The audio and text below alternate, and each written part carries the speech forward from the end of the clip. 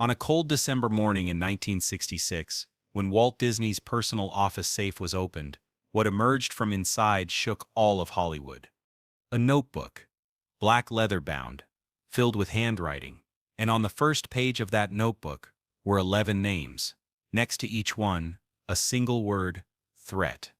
Disney had died just weeks earlier. But this notebook he left behind opened the door to dark secrets he had kept for years. Those names belonged to animators who had worked during the studio's golden age.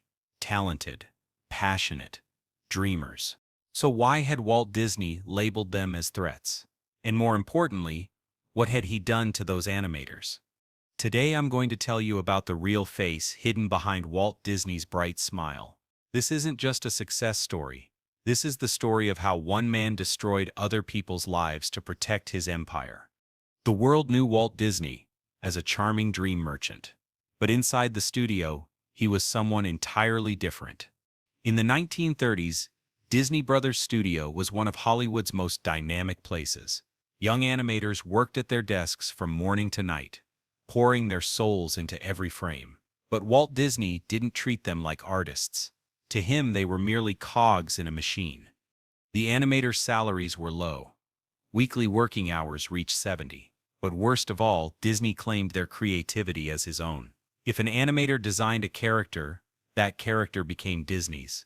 Names didn't even appear in the credits. In 1941, the cup overflowed. A strike erupted at the studio. Hundreds of animators poured into the streets.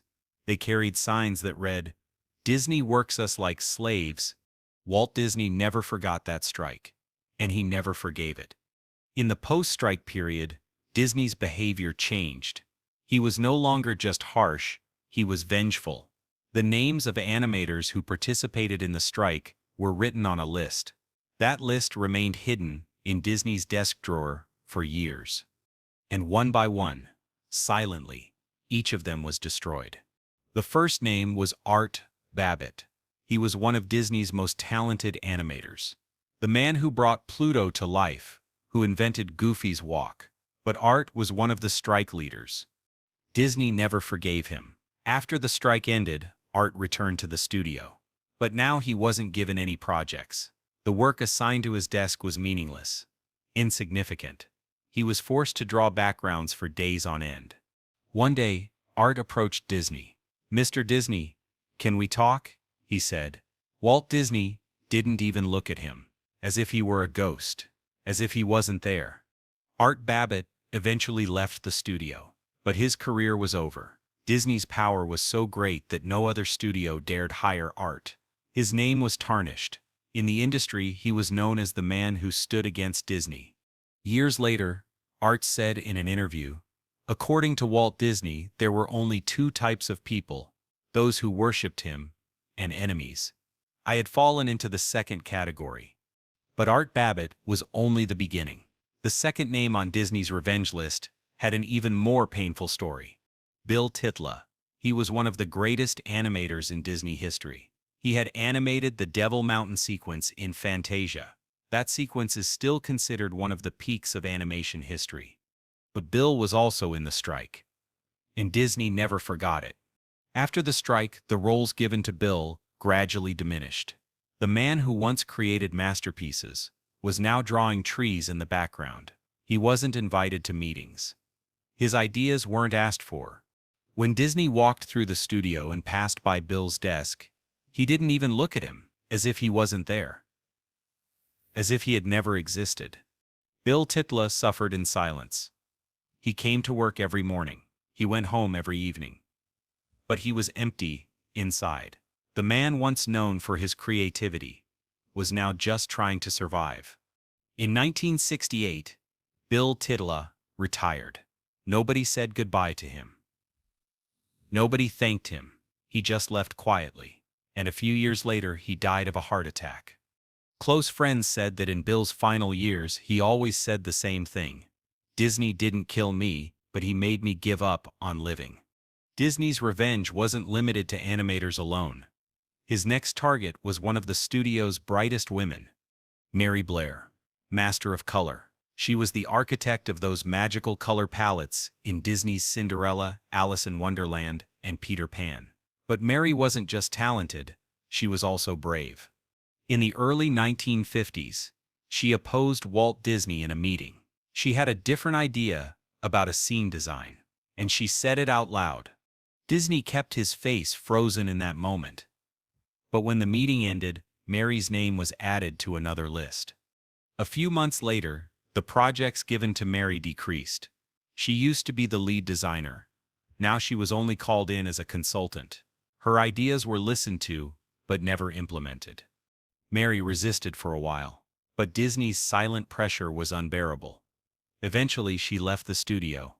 Years later, when Mary Blair was interviewed for a book, she couldn't hold back her tears. "Walt Disney taught me only two things," she said. "First, the power of colors. Second, how silence can be a weapon." The fourth name in Disney's notebook was perhaps the most painful, because that person wasn't just an employee, he was once Disney's closest friend. Iwerks, the man who drew Mickey Mouse, the partner who founded the studio with Disney. But in 1930, a disagreement arose between them.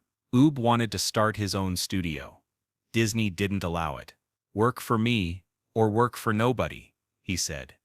Gathered his courage and left. He started his own studio, but Disney's shadow was always over him. Every project was blocked. Every deal was broken. Disney's influence was so great that UB's studio lasted only a few years. Eventually, UB came back to Disney. He begged, "Please take me back," he said. Disney took him back. But now wasn't a partner. He was just an employee. His name was erased from the credits. Mickey Mouse now belonged entirely to Disney. Iwerks spent the rest of his life in Disney's shadow. Never spoken of again, never recognized again. And when Walt Disney died, didn't even attend the funeral. The fifth name on the list belonged to a man who had dared to dream bigger than Disney allowed. Ward Kimball. One of the legendary 9 Old Men, the core group of Disney's master animators. Ward was brilliant, eccentric, and most dangerously independent-minded. During the production of Snow White, Ward spent months animating an elaborate soup-eating sequence. It was comic genius, frame after frame of pure creative joy. But when Disney screened the rough cut, he made a decision that stunned everyone in the room. He cut the entire sequence. Ward stood there, watching months of his work being dismissed with a wave of Disney's hand. "It slows down the story," Disney said coldly. "No discussion, no compromise." Ward felt something break inside him that day. He had poured his soul into those frames, and Disney had erased them as if they meant nothing. From that moment on, Ward became what Disney called a problem. He questioned decisions. He pushed back on notes. He reminded Disney, sometimes publicly, that animators were artists, not assembly line workers. Disney's response was surgical. Ward was never fired. That would have caused questions. Instead, he was slowly marginalized. His scenes were reassigned. His ideas were ignored. In meetings, Disney would look past him as if he were invisible. Ward once told a colleague, "Walt doesn't fire you. He just erases you, one day at a time, until you're a ghost haunting your own desk." Ward stayed at Disney for decades, but he was never truly part of the inner circle again. He watched as younger, more compliant animators were promoted over him. He smiled through the pain, created brilliant work when allowed, and kept his bitterness hidden. But those close to him knew. Ward Kimball had been punished not for failing, but for having a voice. The sixth name was someone the world never knew existed. Floyd Gottfredson. For nearly 45 years, he drew the Mickey Mouse comic strip, creating stories read by millions. But his name never appeared on the work. Every strip was signed simply, Walt Disney. Floyd didn't complain at first. He was grateful for the job, but as decades passed, something began to eat at him. He had created thousands of adventures, developed Mickey's personality in ways the films never did, and yet the world believed it was all Disney's work. In 1968, Floyd quietly asked if his name could appear somewhere, anywhere, on the strips. Just a small credit. Disney's response came through a lawyer. The answer was no. The strip was Disney's property. Floyd was simply an employee executing Disney's vision. Floyd never asked again. He continued drawing until 1975, his name unknown to the millions who loved his work. Years after Disney's death, when historians finally uncovered Floyd's contributions, he was asked if he felt bitter. Floyd paused, then said, "Bitter? No. Erased? Yes. There's a difference." The seventh name revealed Disney's control extended beyond the studio walls and into personal lives. Diane Disney Miller, Walt's own daughter, appeared in his notebook not as a threat to his business, but as someone who had dared to choose her own path. In the late 1950s, Diane fell in love with Ron Miller, a football player. Walt disapproved. Ron wasn't part of the industry, wasn't someone Walt could control or mold. Diane married Ron anyway. For months afterward, Walt barely spoke to his daughter. At family gatherings, he was cold, distant. He made it clear through his silence that she had betrayed him by making a choice without his approval.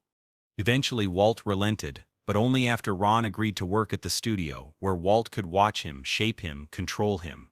Even his own daughter learned the same lesson his employees had learned years before. In Walt Disney's world, loyalty meant obedience, and love came with conditions.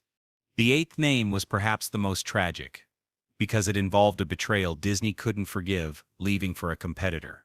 Don Bluth. In the 1970s, he was one of Disney's rising stars, an animator with a classical style reminiscent of the studio's golden age. But Don became frustrated with the declining quality of Disney's films. He believed the studio had lost its soul. In 1979, Don did the unthinkable. He left Disney and took 16 animators with him. They started their own studio, determined to create films with the artistry Disney had abandoned. Disney's executives were furious. This wasn't just resignation, it was mutiny. The studio immediately launched a quiet campaign to destroy Bluth's reputation. Rumors spread that he was difficult, unprofessional, unstable. When Bluth's first film, The Secret of Nemhes, was released, Disney used its industry connections to limit its distribution. Theaters were pressured, marketing budgets were dwarfed by Disney re-releases. Don Bluth survived, even thrived for a time. But he never forgot how the studio that raised him had tried to crush him for daring to dream independently. He once said in an interview, "Disney taught me everything about animation, but they also taught me that in their world creativity was only valued if it was owned." The ninth name revealed Disney's ruthlessness extended to those who knew too much. Paul Anderson, a studio accountant, who worked there for over 20 years. In 1964, Paul discovered financial irregularities, creative accounting that funneled money into personal accounts. Paul made the mistake of asking questions. He went to Walt directly, thinking honesty and loyalty would be rewarded. Instead, he was fired within the week. The official reason? Restructuring. The real reason? He had seen behind the curtain. Disney's lawyers made Paul sign an ironclad non-disclosure agreement. If he ever spoke about what he'd seen, he would be sued into oblivion.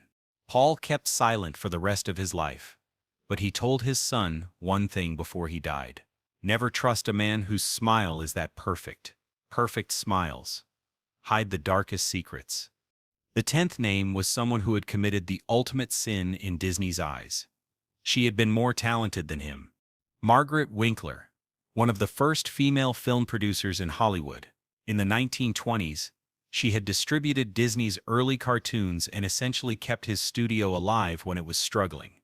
But as Disney grew more successful, he began to resent the debt he owed her. He hated that a woman held power over his career, that his early success was tied to her name.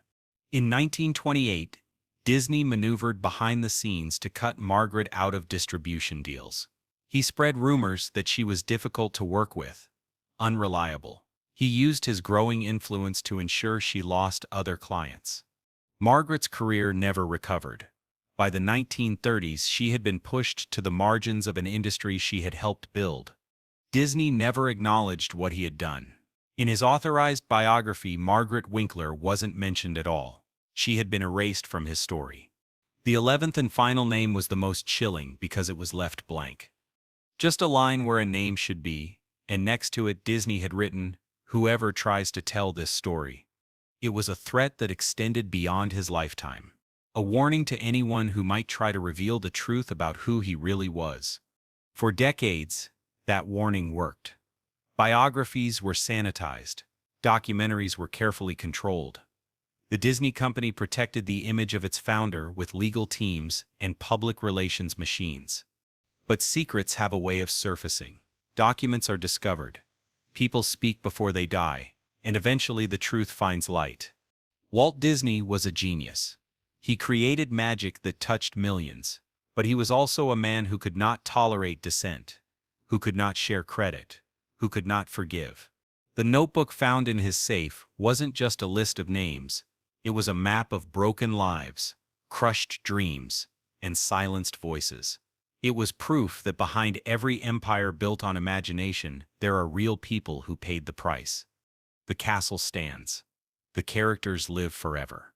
Children still dream in Disney's worlds. But those 11 names, and the blank line waiting to be filled, remind us that some fairy tales cost more than we ever see on the screen. And the man who built the Magic Kingdom ruled it not with a wand, but with an iron fist hidden inside a white glove.